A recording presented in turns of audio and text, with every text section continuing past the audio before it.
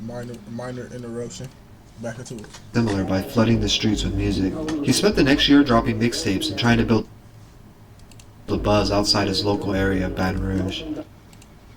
What's going on? Dropping Mind of a Menace 1, then 2, and later Before I Go.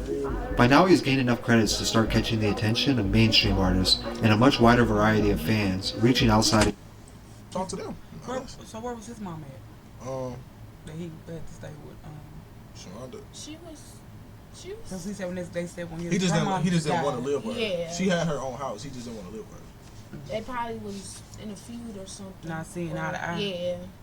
Okay. And he went to At his home state. Kevin Gates and Boozy would be some of the first major artists to hop on a song with him and give him his first cosign. Gates told me keep working, boost it. He just told me he could show me some things. As well as Meek Mill, who is said to have been one of the first people to discover him and give him the name YoungBoy early on.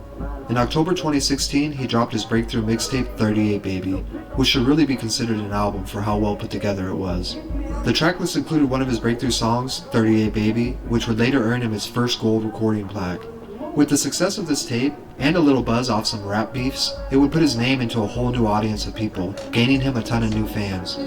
Although he was only 17 at the time, his music sounded like it was coming from someone much older because of how raw, spiritual, and emotional it was, which we can trace back to his very real childhood. This would be enough for him to catch the attention of multiple major labels, who would soon be calling. He had also officially changed his name to YoungBoy Never Broke Again to avoid any issues with the National Basketball League, although he's still considered NBA YoungBoy to everyone else. In an interview with XXL in 2016, he stated, "I'm going to be the next new thing that you see in rap. I'm YoungBoy." On November 28, 2016, NBA YoungBoy was arrested before a show in Austin, Texas. He was booked for 2 counts of attempted first-degree murder and held on a $200,000 bond. Although he was only 17... He was a minor too. But like, they playing like that in Austin, Texas, man. NBA YoungBoy was arrested before a show in Austin, Texas. He was booked for 2 counts of attempted first-degree murder and held on a $200,000 bond. Although he was only 17, he could be tried as an adult for attempted murder. He went from the biggest new artist in rap scene to possibly facing life imprisonment.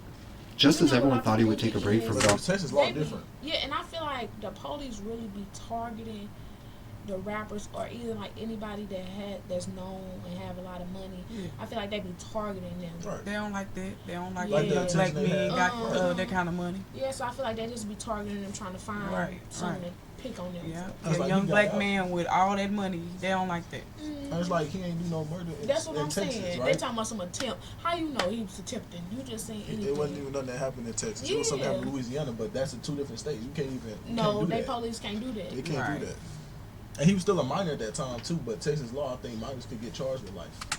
Dropping music, he ended 2016 with yet 2 more projects, Mind of a Menace 3 and Before I Go Reloaded, which added up to over 6 mixtapes in a 1-year span, something that very few rappers are capable or even able to get away with. That's one thing. YoungBoy got so many albums dropped and mixtapes dropped, and a lot of people be like, man, he dropped too much, man. It's amazing to see how much he can drop, because a lot of artists you heard from them since 2023. Right. So it's like, I don't see that being a bad thing. And with him be getting in trouble, but he still be having a lot of records to do. Right. I mean, he just was just working. Nobody, and that's another thing. I think what really like separates from everybody else is because his work ethic compared to other rappers. 2 of them being released from behind bars. This was a scary situation though. If YoungBoy was convicted, his career and everything he worked for could potentially end. He would be held until May of 2017 for when he faced his trial.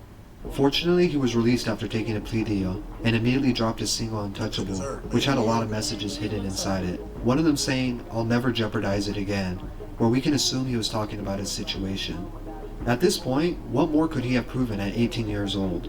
Although that wouldn't be the last time YoungBoy would get into trouble, he has not come close to being charged with something this serious since.